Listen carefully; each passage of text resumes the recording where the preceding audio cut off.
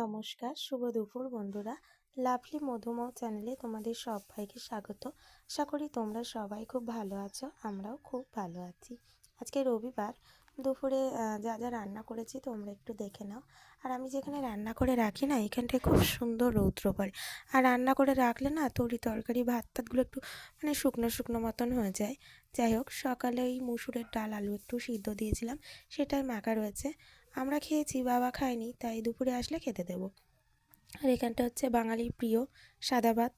সাদা ভাত তো সবার বাড়িতেই হয় আর কি, এটা আর নতুন করে বলার কিছু নেই। আর একটু ফুলকপি ছিল, অর্ধেকটা, আলু মটরশুঁটি দিয়ে আর ডিমের একটু অমলেট করে ঝোল করেছি আর কি।